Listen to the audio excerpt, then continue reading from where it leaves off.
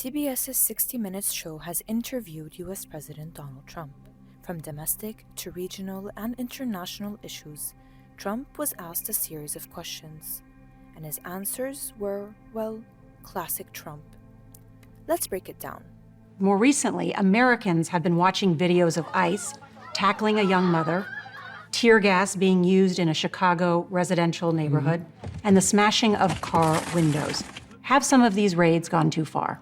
No, I think they haven't gone far enough because we've been held back by the judges, by the liberal judges that were put in by Biden and by Obama. You're okay with those tactics? Yeah, because you have to get the people out. You know, you have to look at the people. Many of them are murderers.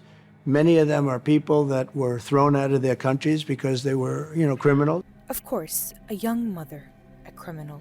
Why not just call for more violence on deploying US troops in cities? This past Tuesday, while speaking to American troops in Japan, you talked about U.S. cities that are having trouble with crime. Right. And you said, if we need more than the National Guard, we'll send more than the National Guard. What does that mean, send more than the National Guard? Well, if you had to send in the Army or if you had to send in the Marines, I'd do that in a heartbeat. So not only will US troops remain deployed in countries they have no business being in, they might soon be deployed inside US cities, all in the name of combating crime.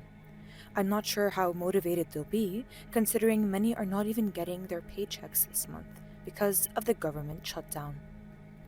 Now on Zoran Mondani. Well, this one's just special. Take a look. Zoran Mondani, 34-year-old Democratic socialist. He's the Communist, not socialist, communist. He's far worse than a socialist. Some people have compared him to a left-wing version of you, charismatic, breaking the old rules. What do you think about that?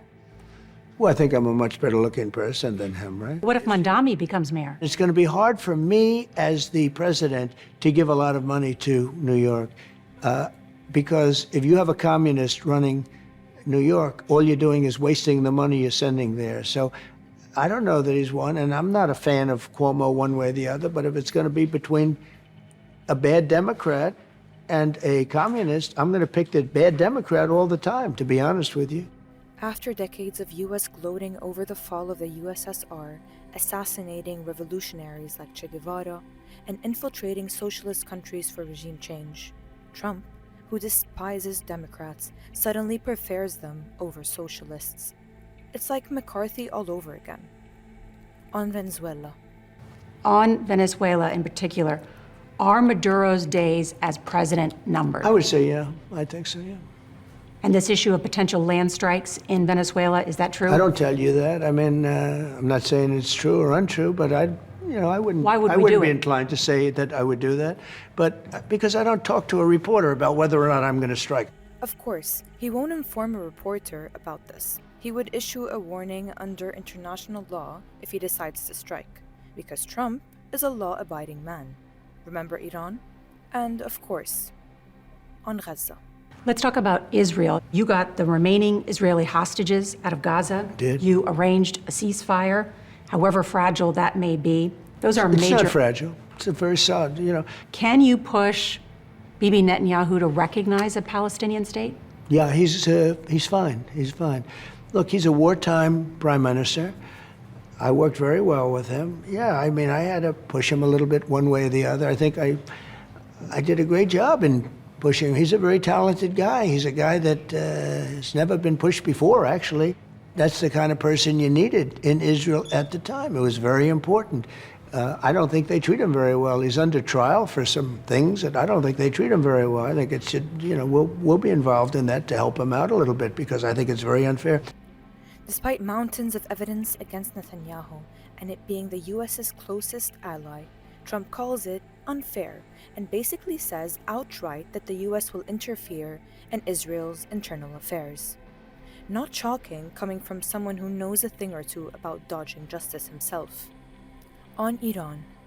Do you want to know that the pilots, I invited them to the White House because they were very brave. I mean, I wouldn't have wanted to do it. Get in a plane and they know you're coming and you're going right into Iran airspace and, they're very experts and you're flying in with machines. Personally, I can think of other things I'd rather do. These guys are very brave people. I mean, they're real American heroes. And they told me something I didn't know. They said, sir, For 22 years, we've been practicing this route. 3 times a year, every year, for 22 years, and you were the only president that let us do our job. 22 years of practicing flight routes into Iran, that's over 2 decades of planning strikes, waiting for a president willing to pull the trigger. And yet, Iran is somehow blamed for its anti-US stance, when even in peacetime, the US is planning to strike against it. This interview may have covered a lot: immigration, US troops, Venezuela, Gaza, Iran, and even local politics. But one thing shines through. Trump sees the world in his own terms, and the consequences are felt everywhere.